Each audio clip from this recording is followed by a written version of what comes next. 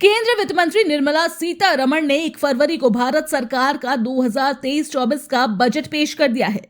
इस बार के बजट में जनजातीय समूह के लिए भारी राशि आवंटित की गई है। केंद्र सरकार ने अगले 3 वर्षों में विशेष रूप से कमजोर जनजातीय समूह की सामाजिक आर्थिक स्थितियों में सुधार के लिए 15,000 करोड़ रुपए के विकास कार्य शुरू करने की घोषणा की है। इसके साथ ही आदिवासी मामलों के मंत्रालय का बजटीय आवंटन बढ़कर 12,414.95 करोड़ रुपए कर दिया गया, जो कि पिछले वित्त वर्ष की तुलना में लगभग 48% अधिक है। इस साल देश में 9 राज्य में चुनाव है और सरकार के इस कदम को भी उससे जोड़कर देखा जा रहा है। झारखंड में भी बीजेपी के नेता इस फैसले का जमकर ढिंढोरा पीट रहे हैं। देखिए, हमारा मानना है जो केंद्रीय बजट है उससे सीधे फायदा झारखंड को भी मिलेगा। सबसे पहले बात करते हैं आकांक्षी जिलों की, जो झारखंड में 19 हैं। तो जो पूरे देश में करीब 100 से ज़्यादा आकांक्षी जिलों पे केंद्र का डायरेक्ट फंडिंग हो रहा है। इस योजना को इस वर्ष भी आगे बढ़ाने की निर्णय केंद्र के द्वारा लिया गया है। तो इसका सीधा फायदा झारखंड सरकार को मिलेगा, क्योंकि ये सीधे सेंटर से फंड आते हैं और इसमें स्टेट का कोई अंशदान नहीं होता। इसके अतिरिक्त जो आदिम जनजाति हैं और जो जनजाति गांवों के लिए 15,000 करोड़ रुपए के स्पेशल फंड का गठन किया गया है, जो 3 वर्षों में खर्च होगा। और ये गांवों में जो आधारभूत संरचना है, स्कूलों की या आप बात करें तमाम सड़कों की, पेयजल की, इनमें इस पैसे का खर्च होगा। बात करते हैं एकलव्य विद्यालयों की, तो झारखंड हम सब जानते हैं कि ट्राइबल बहुल इलाका है और एकलव्य विद्यालय यहाँ भी काफ़ी हैं। तो यहाँ जो 38,000 टीचर्स की नियुक्ति होंगे उसका एक बड़ा हिस्सा झारखंड को भी मिलेगा।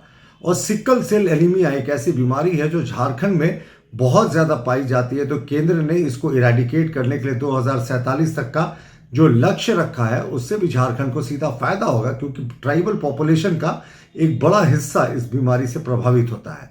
और हम बात करते हैं 50 वर्षों में केंद्र के द्वारा जो राज्य सरकारों को इंटरेस्ट फ्री लोन दिया जा रहा है इंफ्रास्ट्रक्चर डेवलप करने के लिए, तो अब झारखंड सरकार के ऊपर है कैसे वो ज्यादा से ज्यादा लोन ले सके केंद्र सरकार से। तो बहरहाल हम कह सकते हैं कि इस तमाम योजनाओं में, अगर आप प्रधानमंत्री आवास योजना की बात करें, हर घर जल की बात करें और जो तमाम आयुष्मान योजना है, सब में फंड की बढ़ोतरी हुई है।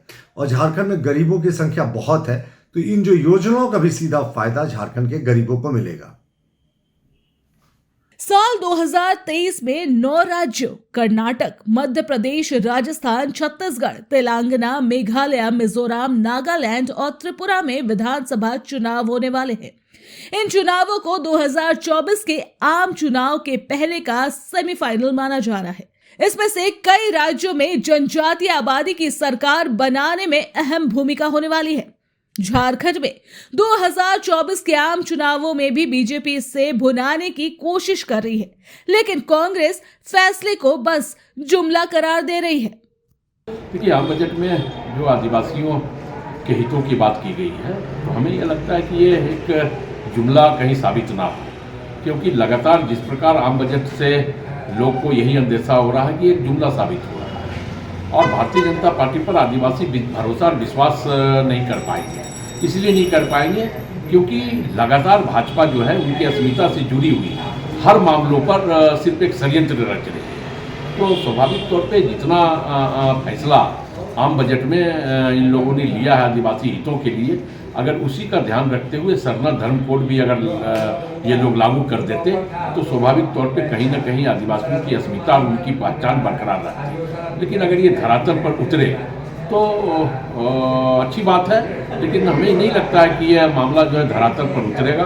ये सिर्फ एक षड्यंत्र और जुमला बनकर के ही रह जाएगा।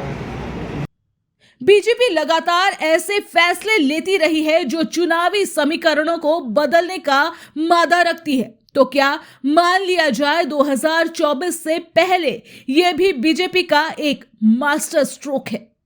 ब्यूरो रिपोर्ट, सबरंग समाचार।